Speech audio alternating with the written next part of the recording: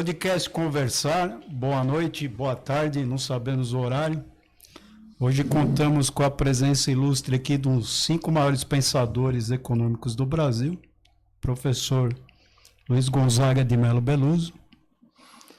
E para começar, professor, eu queria fazer uma pergunta. É mais fácil ser secretário de Política da Fazenda do Ministério de Economia ou presidente do Palmeiras? Boa pergunta. Uma boa pergunta. Mais fácil, hein? Não mais difícil. As duas situações em que eu me envolvi eram muito complicadas, muito difíceis. Tem um problema da constituição de certos atributos dos indivíduos que são complicados, né? Porque, por exemplo, eu me lembro quando nós fizemos o Plano Cruzado, e o João Manel e eu tínhamos uma resistência muito grande, porque achávamos que não era isso que estava causando a hiperinflação. E eu já defendia naquela época a comparação da hiperinflação brasileira com a hiperinflação alemã. A hiperinflação brasileira teve uma diferença, né? É que ela se valeu da indexação. Então, como na verdade todo mundo diz não, porque a inflação era transmitida assim de um dia para outro pela indexação. Só que a indexação jogou um papel interessante. Qual foi? Protegeu os ativos monetários financeiros de todos, das famílias, etc., depositantes. Então é uma coisa que veio para o mal e veio para o bem também. E é difícil, o Zé Márcio estava falando do Hegel, é difícil o pensamento positivista e aceitar a questão da contradição, né? Da dialética. Então, até tem um participante lá do SBPP, né? Que diz que o Marx não era místico, que o Hegel era um cara místico. O Hegel é um autor fundamental na história da filosofia. Aqui, Beluso, só repete o seguinte, tem um personagem do SBPP que diz que, aí eu não ouvi, que não diz que tem um marxismo místico. Que é na verdade ele está falando da dialética, né? Uhum. Mas eu não sei exatamente se ele se empenhou em compreender como é que é a relação do Marx com o Hegel, né? Você não pode ler, nós conversamos muito sobre isso, você não pode ler o Marx, né, sem levar em consideração a tremenda influência na constituição do conceito do regime de capital. E essa influência é do Hegel, são as formas. O Marx trabalha com as formas. O economista não vê essas coisas, né? É muito místico. O Marx trabalha com as formas, né? Quais são as formas? As formas são as formas de uma economia monetária e financeira. Então ele começa com, você sabe muito bem, ele começa com a mercadoria. Porém, aquela mercadoria que ele está tratando já é uma mercadoria do capitalismo, que já a mercadoria, ele não deduz o dinheiro da mercadoria. Ele, na verdade, faz uma transformação das formas. Então, ele vai articulando isso tudo num sentido lógico, porque é isso que prejudica a discussão sobre o Marx, porque é uma construção lógica. Falar, vocês querem entender esse sistema aí, capitalista, então vocês têm que perseguir a constituição lógica dele, senão vocês não entendem nada, porque aí fica uma discussão, olha, o Marx só falava da exploração, etc. Tudo bem, a exploração está inserida, são as relações de produção, né? Que ele fala, e é óbvio que essas relações são importantes. Porém, né, o objetivo final dele, né, que às vezes é pouco pouco aceita. O objetivo central dele era o seguinte: estou falando de um regime de acumulação de riqueza abstrata. Explica o que é a riqueza abstrata. Riqueza O pessoal abstrata. que é o famoso dinheiro. Famoso dinheiro, é isso mesmo, é o famoso dinheiro. E nós estamos assistindo a alguns episódios de abstração nos mercados futuros, por exemplo. Temos um fenômeno monetário de abstração, quer dizer, um avanço da teoria monetária. E está lá nele. Peluso, só uma nota de pé de página, exatamente nesse ponto da sua discussão. Eu queria que, se você pudesse, porque uma parte importante dessa reflexão você faz numa obra que se tornou um clássico, né, da história do pensamento brasileiro e mundial, que é o Valor e Capitalismo, a sua tese de doutorado. Se você pudesse falar um pouquinho do Valor e Capitalismo, em que contexto ele surgiu, quando você resolve fazer, enfim. Nós fomos para a Unicamp, né, a convite do Fausto Castilho, que infelizmente morreu, e com a aceitação do Zeferino Vaz, né? Então, uma das condições que ele colocou, quando nós entramos em 68, é que nós preparássemos as teses de doutorado, né? Foi por pressão dele. Eu acabei fazendo a tese em 75, foi a defesa, né? Um pouco antes de eu ter que fugir do Brasil por causa da ditadura. Da ditadura. Mas agora você vai olhar as anotações e registros dos órgãos de repressão, está tudo lá a meu respeito. Olha, ele fez isso, fez aquilo. O próprio fato de eu ter escrito sobre o Marx foi Complicou. Né? Mas, enfim, o Valor e Capitalismo foi escrito ao longo de 3 anos. Né? Eu até às vezes fico com vergonha, porque hoje em dia eu escrevo livros com menos tempo. Mas foi 3 anos, né?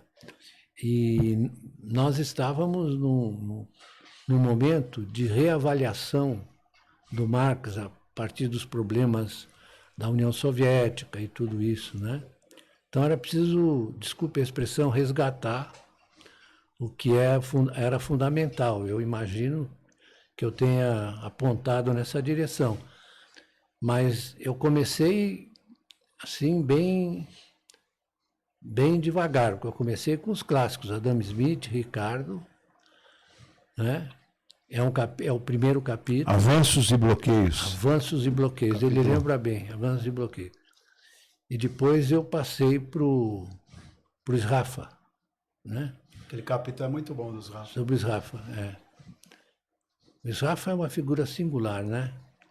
Porque ele seguiu, na verdade, um modelo bem, assim, convencional, né? Para demonstrar o quê? O que ele queria demonstrar? Ele queria demonstrar, na verdade, a questão das condições de acumulação do capitalismo, certo? Isso está no livro dele, Produzione di Merci através di Merci. Produção de mercadorias através de mercadorias. Boa, Zé Márcio. É isso mesmo. E eu fiz a crítica do Sraffa, né? No capítulo 3º, eu fiz a crítica, que é o capítulo sobre a construção do capital. Mas esse capítulo, viu, Zé Márcio? Foi. Você publicou o livro 2 vezes. Publicamos. A primeira publicação foi o Caio Graco que fez. Foi o Caio Graco. Aí a segunda e a terceira fui eu, né? Sim, sim. E é material que ele dava para nós na aula. Levava. Sim, o Valor e Capitalismo você... vendia. E usava baratinho. E usava, vendia baratinho para eles. Mas, na verdade, o Valor e Capitalismo, ele trata apenas, assim, de passagens sobre as formas financeiras, sobre e no outro livro que eu escrevi, você sabe qual é? sobre o capital e suas metamorfoses. Então eu retomei tudo, porque a gente precisa fazer isso. Claro. Retomei tudo e reescrevi O Valor e Capitalismo, né? Foi publicado pela editora da Unesp. Zé, uma curiosidade. Aquele livro do Beluso, Valor e Capitalismo da Aula, eu tenho até hoje. Tem. Depois que eu conheci o professor, pedi para ele. Você tem um autógrafo? Você tem. Está esgotado o valor do capitalismo? Está esgotado? Acho que está. Nós precisamos, então, vamos reeditar junto com... Está esgotado. Eu retomei a Bienal. Eu sei que você Então, vamos Eu sugeriria que somar os dois somar os dois. num volume só? É, Puta ideia. Capital e suas metamorfoses, valor e capitalismo num volume só. isso. Né? Vamos? Vamos, tá fechado. Ah, tá o compromisso aqui. Não sei, você falou, professor, que... Falei do que você pediu para mandar os artigos, retomei, que você retomou a Bienal. Retomei a Eu Bienal. falei para ele semana passada. Sim. Show de bola. Olha aí, já fica anunciado. Mas como você percebeu pela resposta do professor, é mais fácil ser secretário de política econômica que ser presidente do Palmeiras. É. Não, mas Não, eu sabe que eu tava... Não é, Beluso? Beluso, duas é coisas. muito difícil você assumir a presidência do clube de Não, antes futebol. de ir para o Palmeiras, eu queria destacar o seguinte. Valor e capitalismo é um dos marcos, não só da Escola de Campinas, né? É um dos marcos do processo afastar. É um dos marcos da renovação do pensamento econômico brasileiro, não é? Então não é pouca coisa o valor capitalismo. Lá tem seus defeitos, você até aprofunda no Capital e suas metamorfoses, mas não é pouca coisa o que você fez em 75. Não, ali, É importante destacar isso. ali nós estamos vivendo um momento ali de reconsideração do Marx para escapar daquele Marx da União Vulgarizado. Soviética, O Marx- do o Marx. Stalin, né? Que tem muita gente que continua com o Marx do Stalin. Não vou dizer quem, mas você deve imaginar quem. Então, é um momento de repensar o Marx, porque ele é um autor muito complexo. Então, você não pode... por exemplo, eu vou ler o Capital, ler só o primeiro volume. Quando você tem noção de como isso está articulado, até você chegar ao capital fictício, que é o capital financeiro, né? Eu converso muito com o Manfred sobre isso, né? E o Manfred gosta muito do capítulo 5 do volume 3º, né? Só fazendo um adendo, né, professor? Viu, Zé? Eu estou ouvindo. Eu sempre falo pro Beluso que eu lamento. Eu não lamento ter estudado na PUC, né? A PUC dá o livro 1, mas eu sempre falei pro Beluso, pô, terminei economia e não me deram para ler a seção 5 do livro 3. Que a seção 5 do livro 3, né? Só para deixar o professor falar. Ela é o capital fictício. Só que assim, já falei isso com o Beluso, para mim é a maior obra de economia monetária que eu li até hoje. Ah, mas eu não tenho dúvida. Não Mais tenho que o dúvida próprio nenhuma. Lorde. Não, a obra de economia monetária É uma perda não ela, ter, na não ser verdade, ensinado. né, penetra Beluso? em todo o capital para chegar ao capital fictício, ao capital financeiro. Ele é uma construção, como eu estava dizendo, é uma construção. Que, aliás, o Lord Keynes estudou a fundo. O Beluso mostra. Quando você lê o Teoria Geral na parte monetária, você vê que veio algumas coisas vêm de lá. Não, a gente tem que levar em conta que num artigo do Keynes, que antecedeu a Teoria Geral, né, ele diz, eu vou aqui usar The Pregnant Observations of Karl Marx. Né, as muito ricas, pregnantes, muito ricas observações de Karl Marx, que veja como o Keynes era sensacional. Ele fala, ele consegue explicar a diferença entre MDM, mercadoria, dinheiro, mercadoria, para dinheiro, mercadoria, dinheiro. Isso aí já, se você Acabou, leu isso, matou acabou, a pau. já matou. Já matou. É o que, na verdade, inspirou o Keynes, né? Ele depois disse que o Marx era muito complicado lá na frente, etc. Mas, falando de um pensamento que eu posso dizer sem erro de errar, dialético, Keynes tem isso sem declarar que tem. E aí ele acaba cometendo aquela observação, análise, desenvolvida pelo Harold Bloom, a angústia da influência, né? Isso. Não é? É uma luva, cai como uma luva, né? É isso mesmo. Porque ele tem angustia a influência do Marx nele, não é? É isso. Isso, porque o Marx não era compatível com a formação dele, com a visão, mas ele foi se aprofundando. Eu sempre sublinho e insisto, ele escreveu assim, eu vou tratar da economia como um todo. É uma totalidade, assim como Marx tratou a economia como uma totalidade, uma estrutura e uma dinâmica, né? Se você lê o Marx de alma limpa, sem preconceito, É aí que está o X. é aí que está o X. Você precisa ler, aí porque tem essa associação do Marx com o comunismo e tal. Ele já tinha morrido quando houve a Revolução, né? Se bem que o Lenin escreveu coisas notáveis, sobretudo Estupidamente inteligente, não? estupidamente inteligente, Economista competente, diríamos. economista competente. Ele escreveu também os Cadernos Filosóficos, em que ele fala exatamente do Hegel.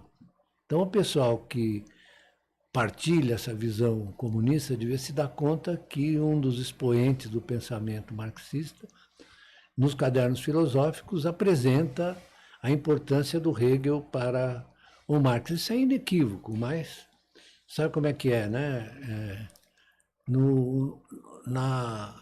Nas raias do positivismo, isso aí não é entendido, entendeu? Porque no caso do Marx, assim, uma coisa é uma coisa, outra coisa é a mesma coisa. Agora, Beluso, faz um registro aqui. Você falou que lamenta que na PUC você...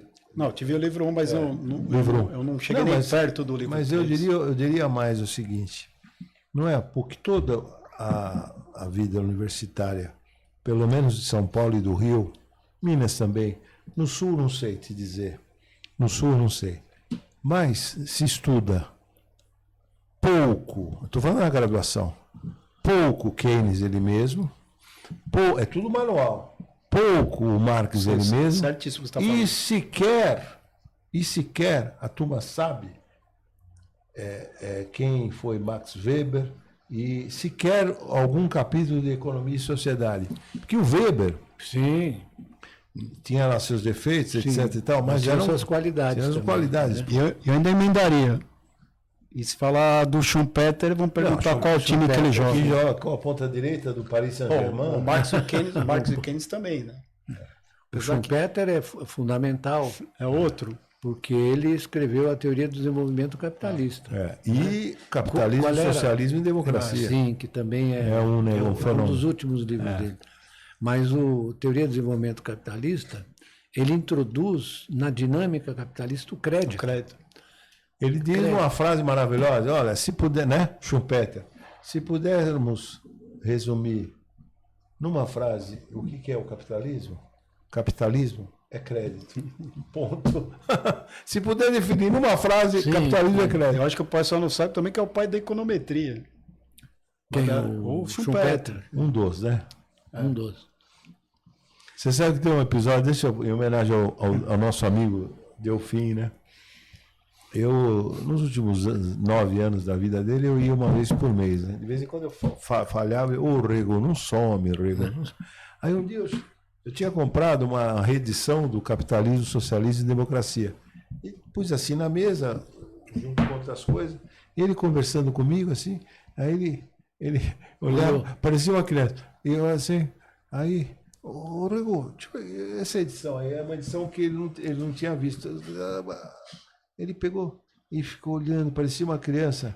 E ele já tinha doado tudo, já tinha doado a biblioteca aí dele. eu percebi, ele falou, Delfim, quer para você? Depois comprou outro. Não, vai. Não, pega, quer para você. Pode, Rego, pode. Pô, parecia uma criança que ganhou um pirulito. Porque aí ele fez umas digressões, ele gostava do Schumpeter, né? Gostava, mas o Delfim é uma figura extraordinária no ambiente em que ele viveu, não é? quando você olha a disposição dele para discutir todos os autores, para ler aquilo nas suas condições teóricas e históricas, né? Era um homem excepcional, excepcional. E muito irônico, Muito né? irônico. Muito engraçado. E eu fiquei amigo dele quando ele se candidatou a deputado, primeira vez. Eu fui no lançamento da candidatura dele, né? Ele ficou muito feliz e tal, porque durante a ditadura nós tínhamos divergências Sérias. sérias, divergências sérias. Mas a gente tem que admitir o Não, mas seguinte, depois você e eles, vocês assessoraram o Lula, Sim. assessoraram, chegaram até a Dilma, né? a Dilma também. A Dilma também, o Lula e a Dilma. A gente ia lá de 15 em 15 dias conversar. Tava lá o Guido Mantega, né? Que era um ministro da Fazenda, o Luciano Coutinho. Talvez o mais longevo da história. O mais longevo da história. E foi um excelente ministro da Ô, Fazenda. Guido, você precisa vir aqui. Fica o convite aqui, você precisa vir aqui. Eu sou suspeito para falar, porque nós nos damos muito bem, eu sou muito amigo dele, mas eu quero reafirmar isso. O Brasil não tem 360 bilhões de dólares de reservas? Onde é que isso aconteceu? No período Não é dele. Então, por quê? Porque, na verdade, nós tivemos o salto Sim. da exportação de O boom, commodities, o boom de commodities, mas ele soube tratar muito bem, muito bem, né? Na verdade, ele foi um grande ministro. Né? Grande ministro, foi, grande ministro. É verdade que, eu sempre digo aí que as circunstâncias eram mais favoráveis no segundo governo Lula, né? O que nós temos hoje é um bloqueio da discussão, né? Quer dizer, o bloqueio é executado por quem? Pega o editorial da Folha de São Paulo de hoje. O que é? Lula está tudo errado. Né? Eles ficam defendendo as teorias mais toscas que você pode imaginar. Mas isso não é só da Folha. Qualquer editorial que você pega Não, é a mesma coisa. A ponto do seguinte, Armínio Fraga teria dito que é necessário congelar o Salário mínimo por 6 anos.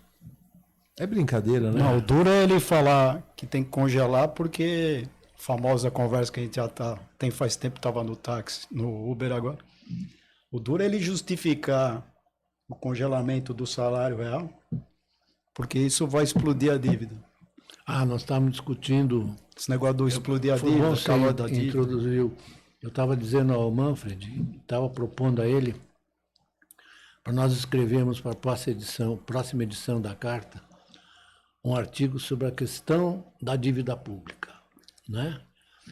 Há um economista chamado Barry Eichengreen, que é muito, digamos, ataca em várias áreas, etc. Ele tem até um livro sobre o caráter extraordinário. Não, Manias é o Manias não. Do Kindleberg. Manias é do Kindleberg.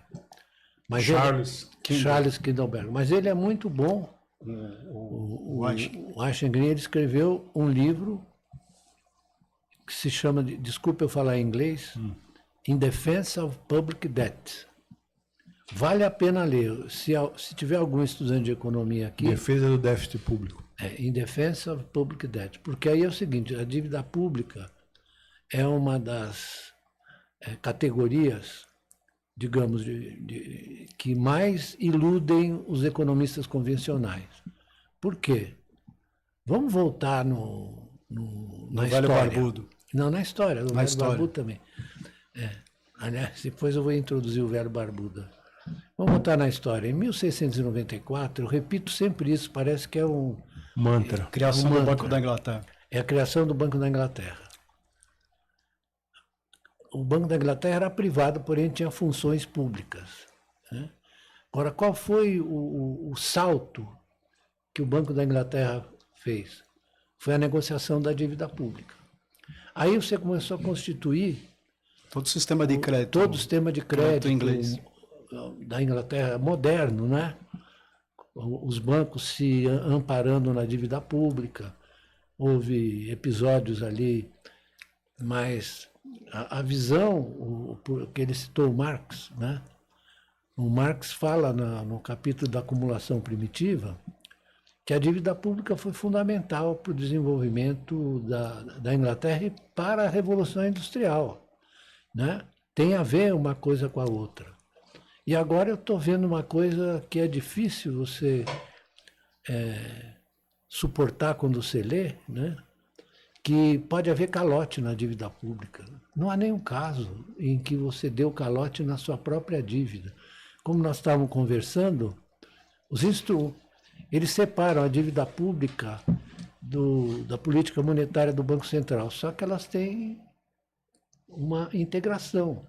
E depois tem uma coisa, não que concordamos todos nós com isso, mas há reflexões interessantes feitas nos Estados Unidos e aqui também, você também ajuda nisso, que tem coisas interessantes na teoria, moderna teoria monetária. Né? Então, eu ia lembrar isso. Que entra no cerne dessa discussão, né? Sim, é interessante e que foi colocada de lado. Eu tenho algumas restrições, etc. Claro, mas ela, na essência, tem coisas muito interessantes, não tem, Beluso? No fundo, eles têm uma ideia, é o seguinte, o poder de emissão monetária do Banco Central, do Banco Central, garante o enfrentamento de qualquer crise, de qualquer situação. Então, há uma questão aí que As janelas do prédio podem voar, Sim. mas os pilares não tem jeito, né? Não tem jeito, é isso mesmo. Essa forma de constituição da relação Banco Central e Tesouro não pode ser tratada como se uma coisa fosse uma coisa, outra coisa. É a mesma coisa. Os dois têm funções na gestão do quê? Da riqueza capitalista.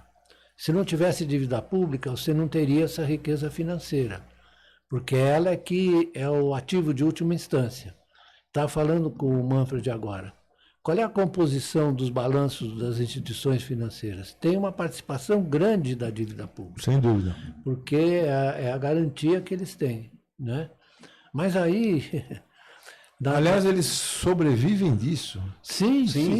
Mas a contradição Certíssimo. nem, Beluso, a contradição nem dialética né? Não. Que eu dou risada. Eu perguntei para o professor, quem que compra os títulos públicos nos leilões primários do BC para o Tesouro Nacional? Eu? Você? O cara que está vendendo bolo no metrô? Não, as tesourarias de quem? Dos bancos.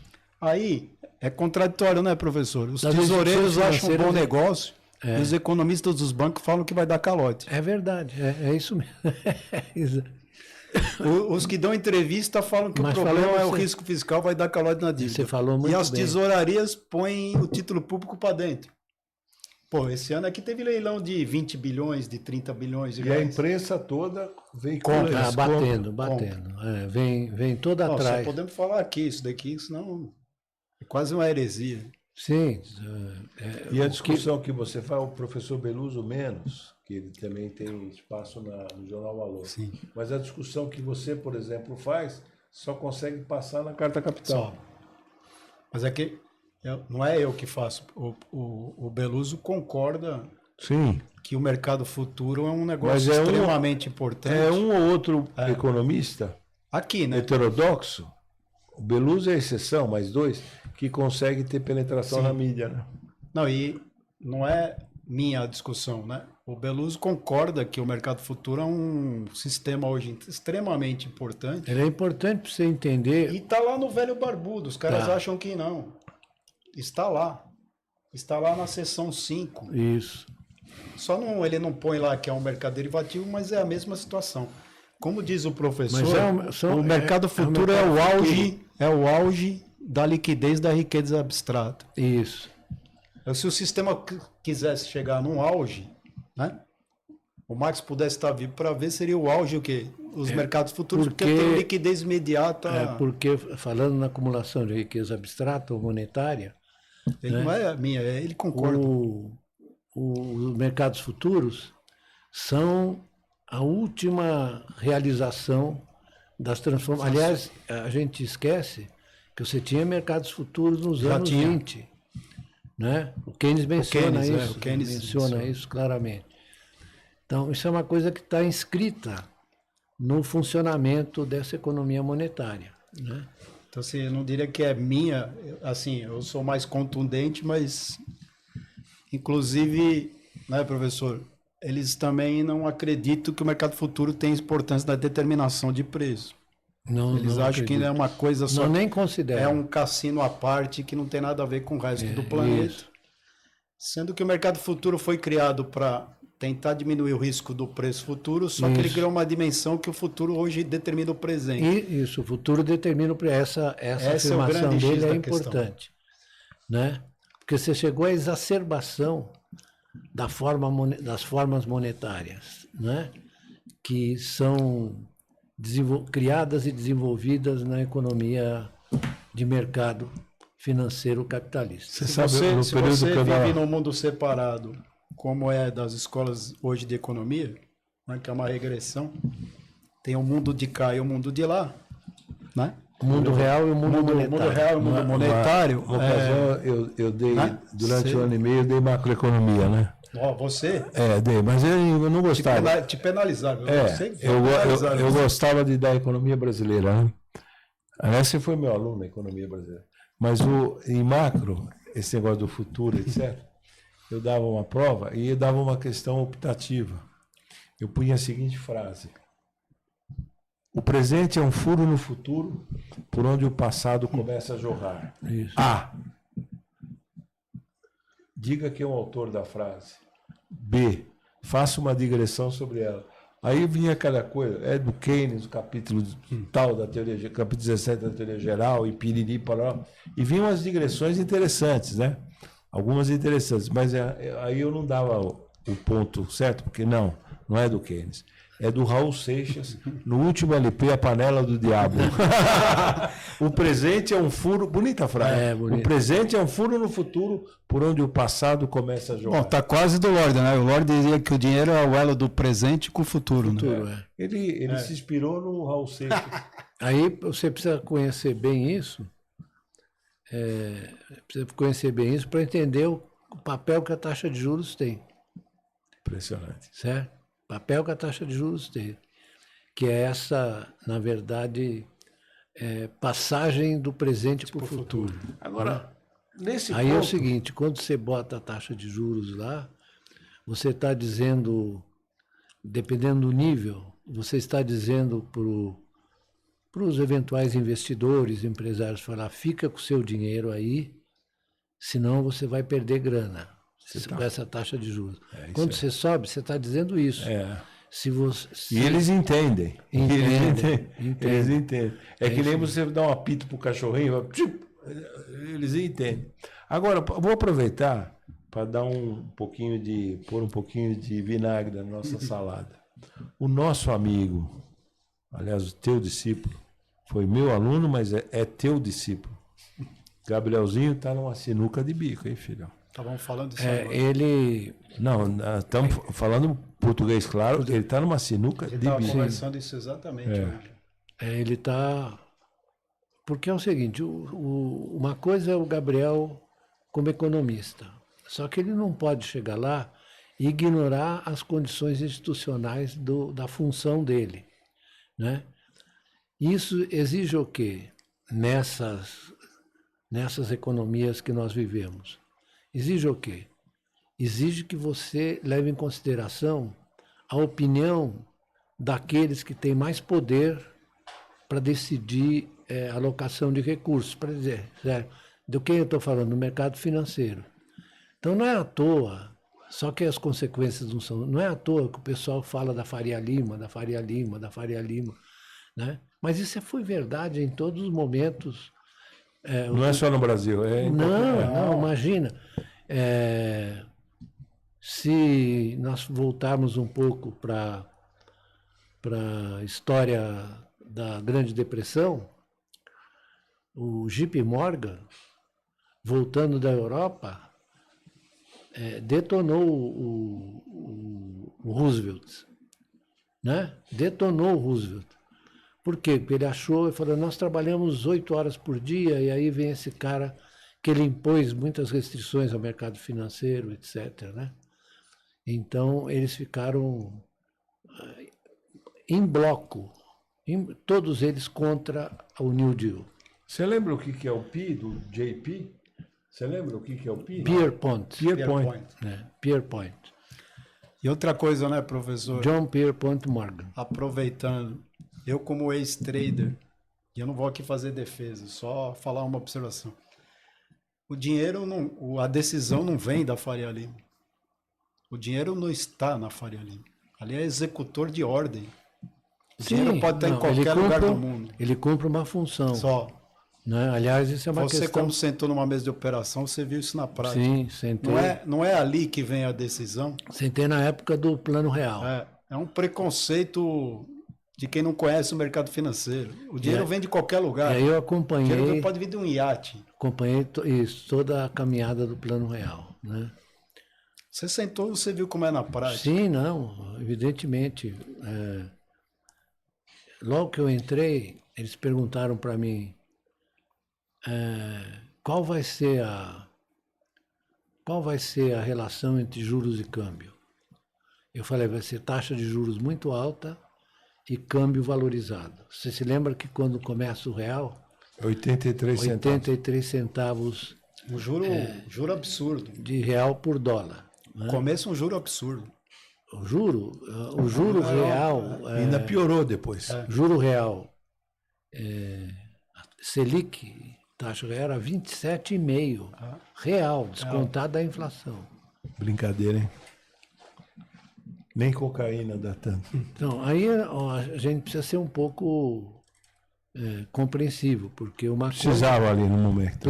o plano real, só que, na verdade, a manutenção disso muito tempo acabou provocando, deu o pontapé inicial à desindustrialização brasileira. Vamos olhar as coisas, né?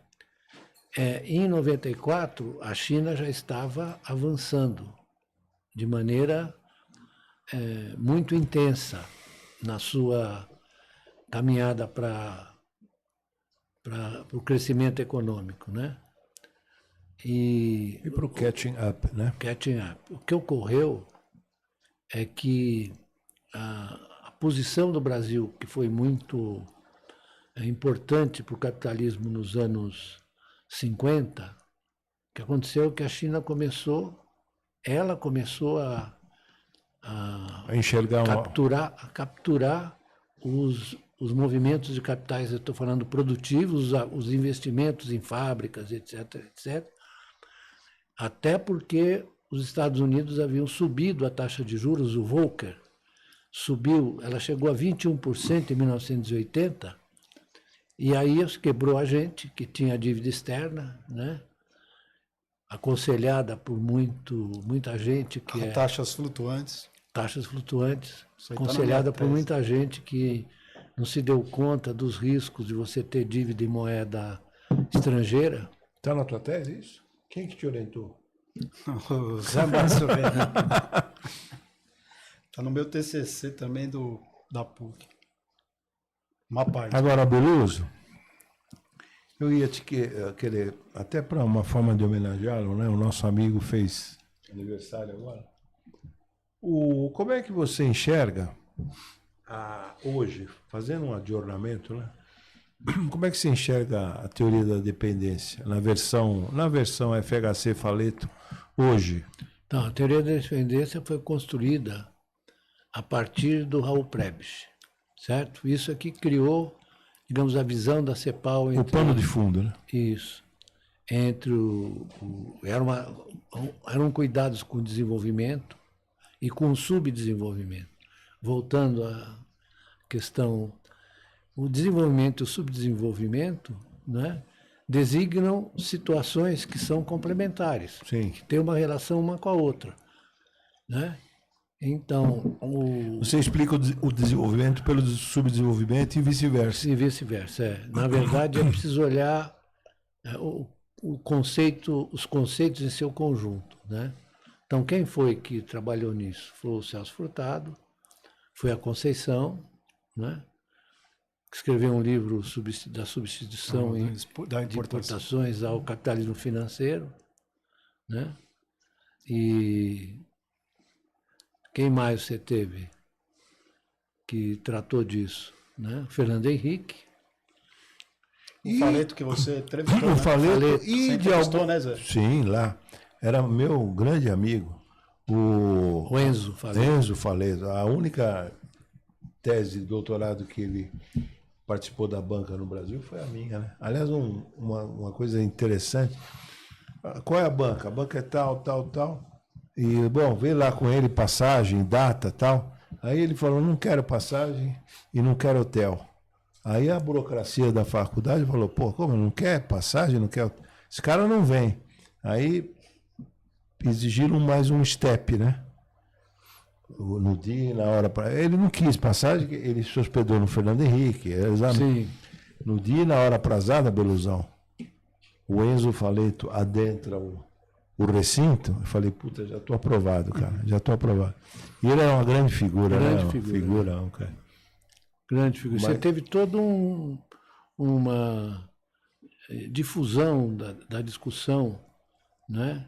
Tem mais gente que escreveu sobre isso. Rui Mauro O Marinho, Mauro Marini. Vânia Bambirra, Isso, Vânia Bambirra, Teotônio, Teotônio. o próprio Gunder Frank, né, pô? O André Gunder Frank. O Gunder Frank. Uma vertente mais... Isso.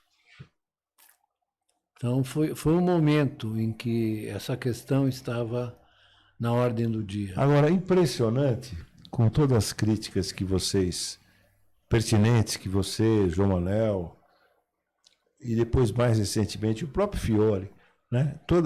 É impressionante o respeito e admiração que tinha e tem, hoje ele está prejudicado, o Fernando Henrique por você. É impressionante, né? Lembra? Sim. Naqueles jantares ali. Lembro, você participou dos jantares, né? Ele é impressionante, né? Para usar o jargão aqui, ele pagava pau pro Beluso, né, Beluso?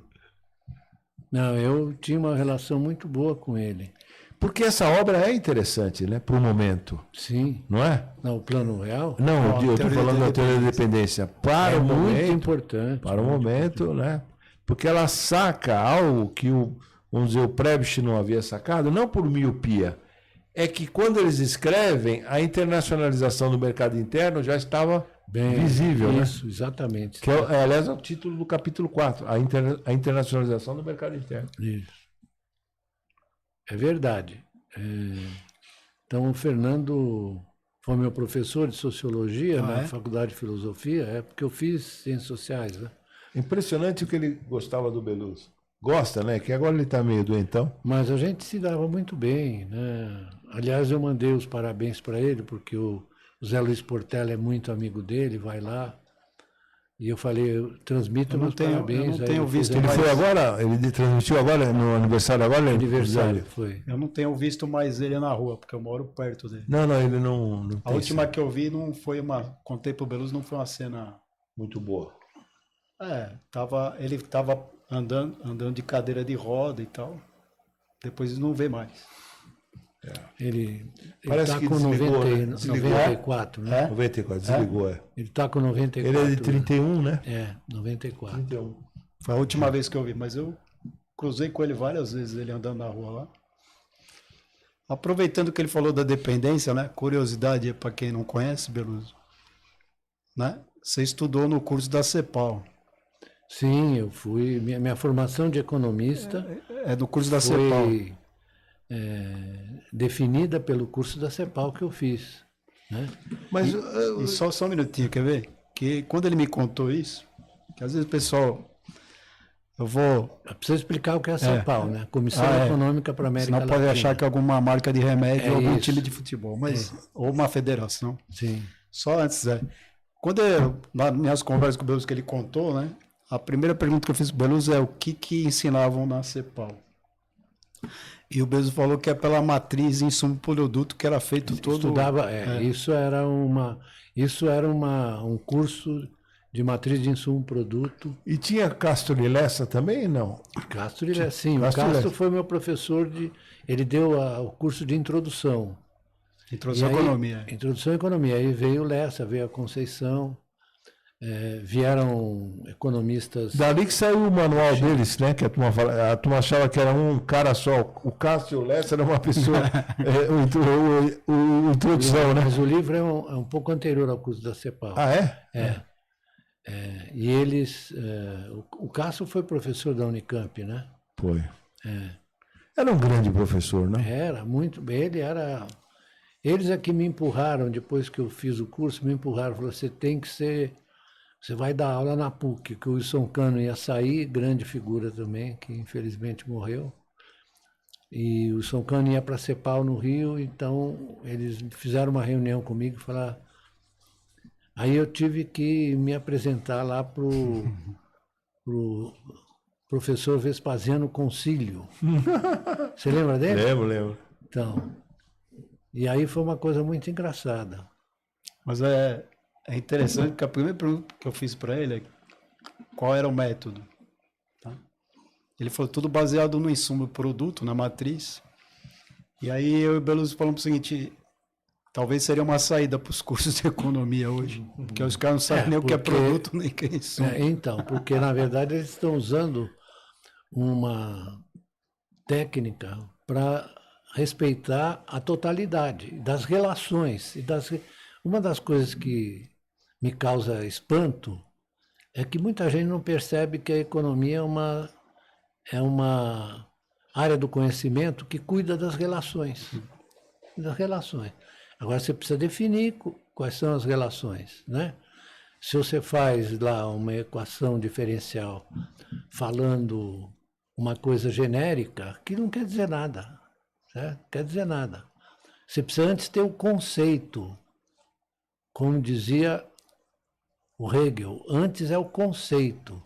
Você precisa saber o que é o conceito. Você precisa definir o que você está falando, sobre o que você está falando. Né? Aliás, isso aprofundado de uma forma bem didática, pouca gente lê o livro do Deleuze com Félix Guattari, O que é filosofia, né? O que é filosofia? Se puder resumir numa frase, o que é filosofia é a trama dos conceitos. É isso. Mas isso é a influência do Hegel. Né? Porque o Hegel a lógica do Hegel tem 3 volumes. Tem a lógica do ser, a lógica do... Qual é o segundo? É a lógica do... e o terceiro é a lógica do conceito. Então, a lógica do ser, o segundo é a lógica das expressões, né? E o terceiro é a lógica do conceito. O Hegel não é mole, né? A reflexão sobre... que faz o Axel Honneth da Escola de Frankfurt, né? Axel Honneth. Como é que é? O princípio do reconhecimento. Isso. Vem de Hegel, né? Sim, é isso. Que é um negócio fundamental, né? Pouca gente lê também, hein, Beluso? Pouca gente lê. Isso, infelizmente, o que você está assistindo é um encolhimento, um encurtamento do horizonte do debate. Né? Você vê que hoje o que está predominando é essa convenção que os mercados financeiros criaram. Estou falando convenção dos mercados financeiros, porque isso é uma coisa coletiva. Né? Se você for conversar, como você faz, eu também faço, com um sujeito de uma tesouraria, aí ele fica mais razoável. Mas quando ele se integra no mercado financeiro, nos processos, ele tem que respeitar a visão prevalecente. A visão prevalecente. Beluso, deixa eu aproveitar. Pior que é verdade. Deixa eu aproveitar a tua experiência, porque você, além de um grande economista, você é um grande analista político, né?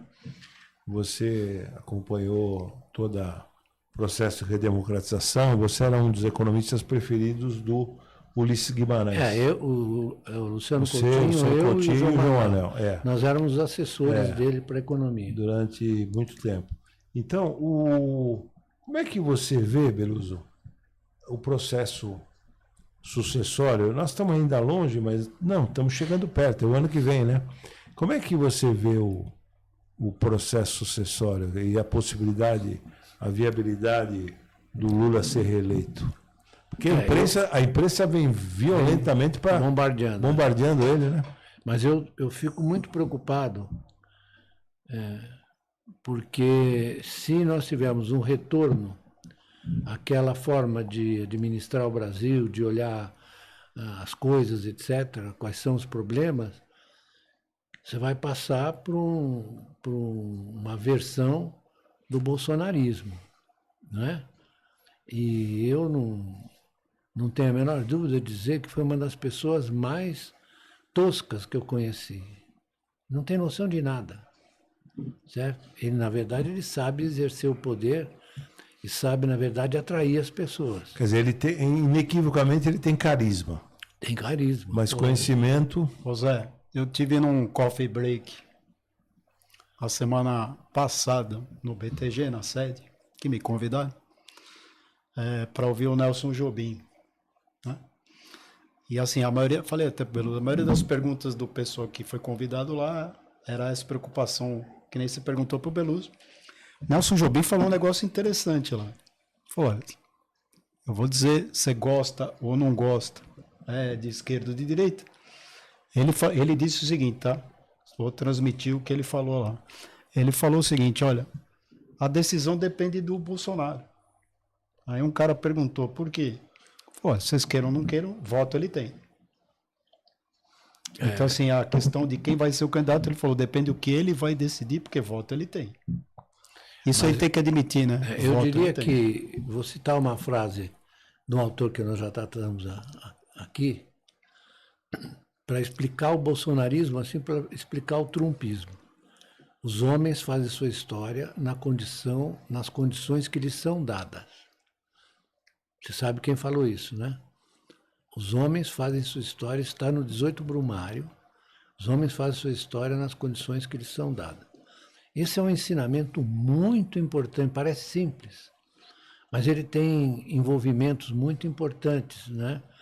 Como, por exemplo, você saber por que, num determinado momento, a sociedade se organiza de forma a escolher uma pessoa como o Bolsonaro ou como o Trump. E de forma mitigada, essa frase, mas bem mitigada, mas na essência parecido, a frase do José Ortega y Gasset, Sim. Eu sou eu e a minha circunstância. Isso, exatamente. Citou bem. Ortega y Gasset. Você pode pegar o Brecht, né? Primeiro vem a fome, depois vem a moral. Mas aí você esticou muito. O Bertoldo. Bertold Brecht. Esse é... Mas aí você ia dizer que...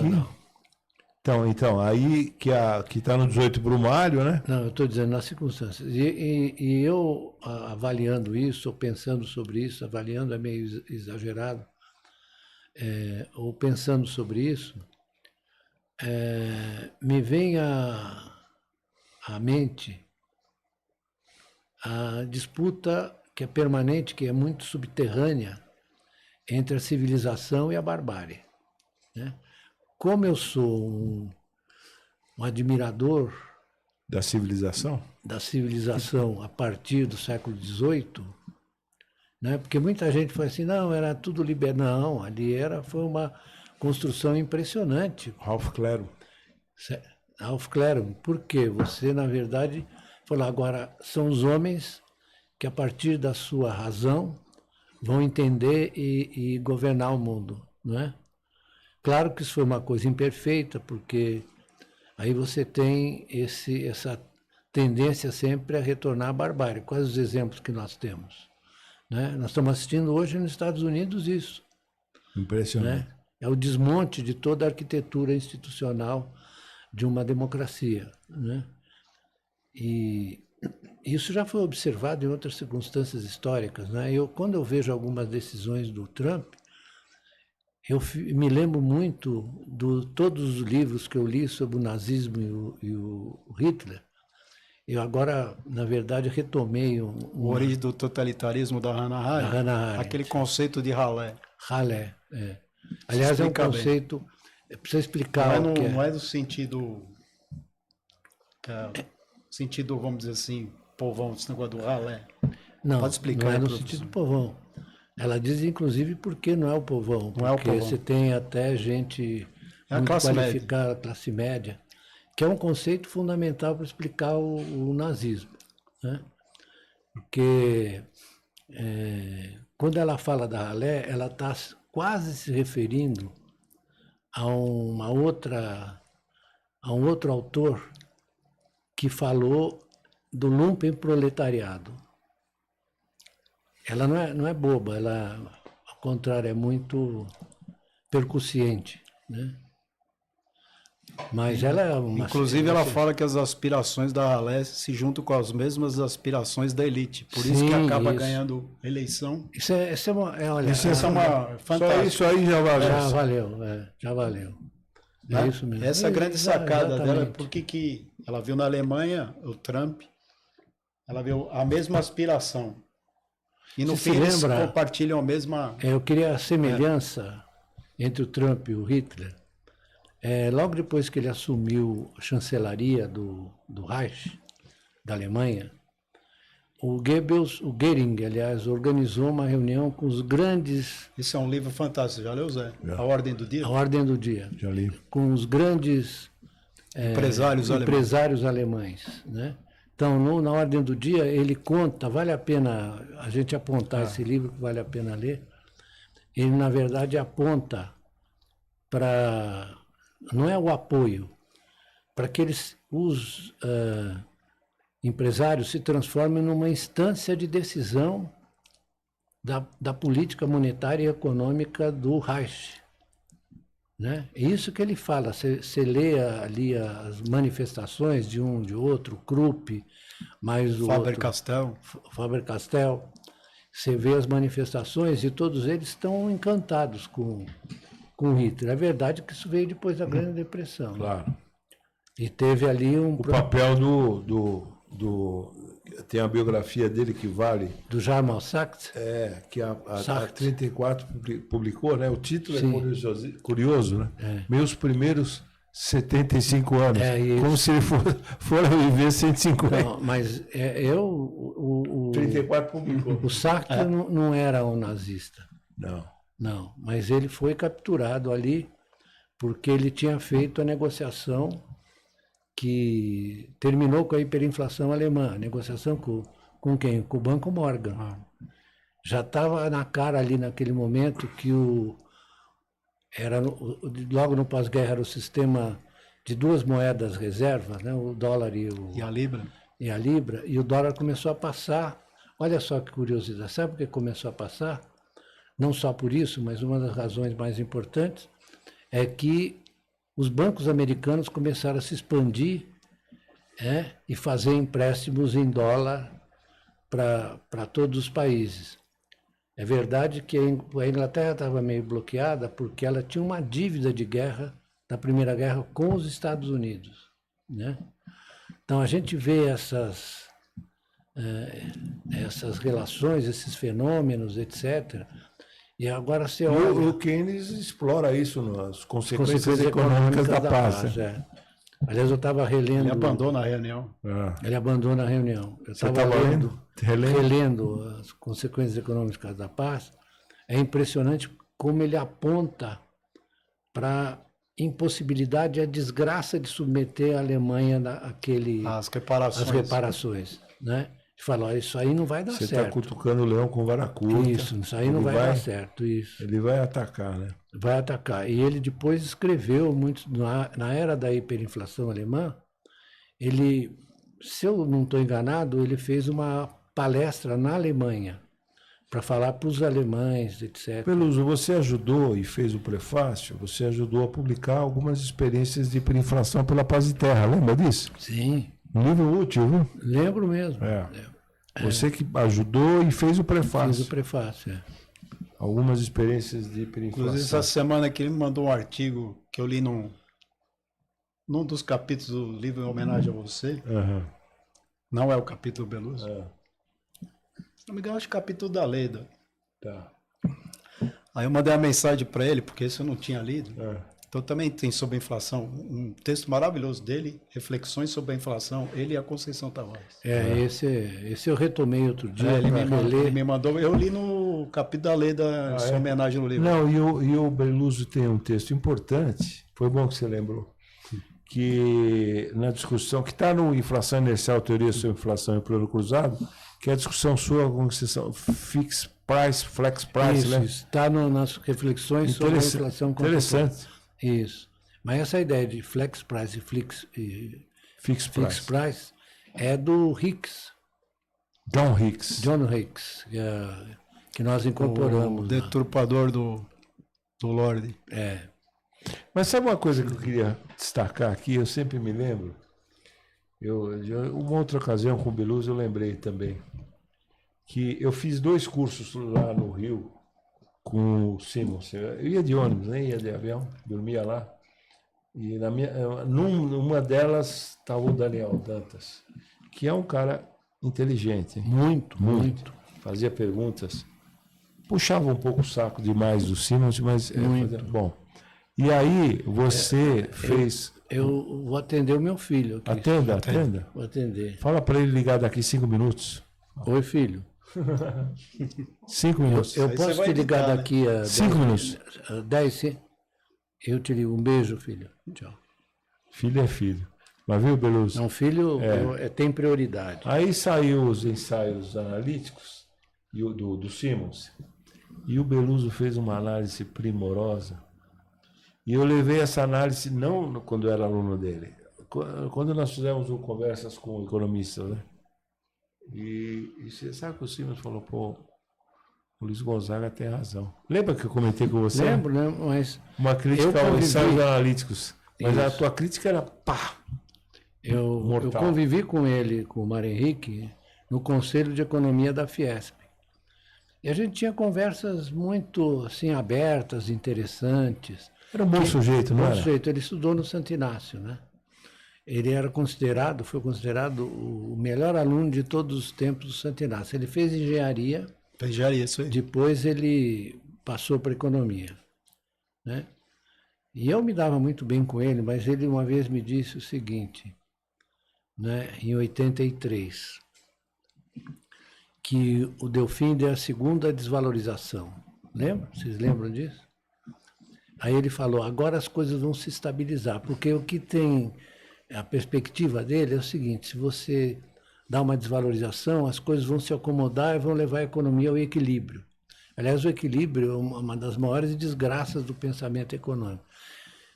Zé Márcio, você já observou alguma vez a economia capitalista, nos seus movimentos, está em equilíbrio? Nunca. Nunca. Uma abstração. Mas é uma tristeza. É as if. Os caras acham. Posso fazer uma ironia aqui? Pode, deve. Isso eu já fiz com o Beluso. Como é que pode ter estática dinâmica ou dinâmica estática? Não. Aí os caras teriam que ler, estou brincando. Não o Newton da Costa, lógica para consistente, mas deveriam. Ainda vamos, se você quiser, vamos escrever um livro. Lógica para inconsistentes. Boa ideia. O Newton da Costa, fez uma live Com o Gabrielzinho. com o Gabriel e com o E com o Dória. com o Dória. O Dória. Não o João Dória. Não, o Dória é aquele Dória é o- doutor em engenharia. Isso. Que eu li o livro dele, que ele destrona o equilíbrio. o equilíbrio. O Dória. Aquele foi bom que você lembrou. Ele usa um exemplo, naquele livro é maravilhoso. Ele usa um exemplo assim, ó, é como se alguém desse uma ladeira e se encontra exatamente no meio. Vai formar os preços, um descesse em Exato. cima, outro embaixo. Exatamente. E o Newton Cardoso, naquela live, não me lembro, eu assisti inteirinha. É muito boa. Excelente. Muito boa. Ele lá na metade pro fim, ele falou, é de uma simplório isso. É de uma simploriedade. E assim, né? Eu tive o azar, a sorte de fazer até o 3º ano de engenharia. Que eu larguei no 3º ano. Então eu falo sempre pro Beluso, pô, são 3 funções lineares. Então assim, o pessoal pode estudar economia, quer estudar matemática, vai no curso original. Isso. Que nós estamos Luizinho, discutindo. você tem mais um minuto? Quando? Tá, eu queria só o registrar futebol. o seguinte. Além do futebol, eu queria pedir, Beluso, que você. Acho que é a 3ª vez que você está vindo. Eu queria pedir encarecidamente que você, uma vez por mês, venha aqui para o podcast. Eu venho com o maior prazer. Você ajuda a trazê-lo, tá? Eu venho com o maior prazer. O podcast pegou, graças a Deus, pegou no Breu. Muito, pegou bem, te repercute, né? E você tem contribuído. Agradecer demais a sua generosidade. Não, imagina, eu tô... E falar um pouquinho de futebol, né? Posso só fazer Pode. uma brincadeira antes? Pode. Você conhece a letra do Raul Seixas, né? Metamorfose ambulante? Sim. Que não tem opinião formada sobre tudo. Você acha que o Keynes é metamorfose ambulante? E eu emendo. Eu te conheço, você é. Sim, claro. Eu, na verdade, sou um grande defensor da ideia de que a dúvida é que faz a ciência avançar, desculpe. Quando você tem muitas certezas, você fica ilhado ali, né? Como se estivesse preso sozinho numa ilha deserta. Você fica ilhado, você não consegue dialogar com ninguém. Então, é importante você ter a dúvida, né? E partir desse princípio, que isso é não vou falar do Descartes, né? Da dívida metódica. A dúvida e a predisposição, junto com a dúvida, de você querer saneá-la numa discussão coletiva, né? Sim. Porque tem muito cara que tem a dúvida e ele quer resolver a dúvida dele sozinho. Então, e não dá. Eu sempre dou como exemplo. É o que mais tem ultimamente. Eu sempre dou como exemplo, né, o processo de discussão e assinatura do acordo com a W Torre entre o Palmeiras e a W Torre, né? Eu sempre dou como exemplo, porque todo mundo diz, foi você, foi não sei. Eu falei, é uma coisa coletiva. E é verdade. E é verdade, não uma discussão coletiva. Discussão coletiva, eu não estou inventando, né? Então, uma outra coisa aqui. Saiu algum livro sobre a história do estádio? Não, devia sair. Saiu, sim. Saiu? Tem livro? Tem um livro, eu vou pedir pro Celso. Outro dia ele me mandou, aliás, eu dei pro... Qual Celso? Celso... Grelê? Não. Não. Ele aquele como você uma vez, que era do Banco do Brasil? Não. O Celso é um jornalista. Tem um livro sobre a história do estádio. Tem. Eu vou arrumar para você, se quiser. Me interessa. Mas o Celso é um cara muito, muito interessante. Muito Nós estamos falando do estádio, que na verdade é o estádio Luiz Gonzaga de Melo Belmonte. Não. O apelido do estádio é Allianz Parque, mas o nome verdadeiro... Custou saúde para ele depois. Eu fui visitar ele depois. Ele quase morreu. Eu fui visitar ele. Bom, Beluzão, ficou combinado então que o mês que vem, julho? Sim, julho. Eu venho em aqui. junho e julho você traz a fera? Trago.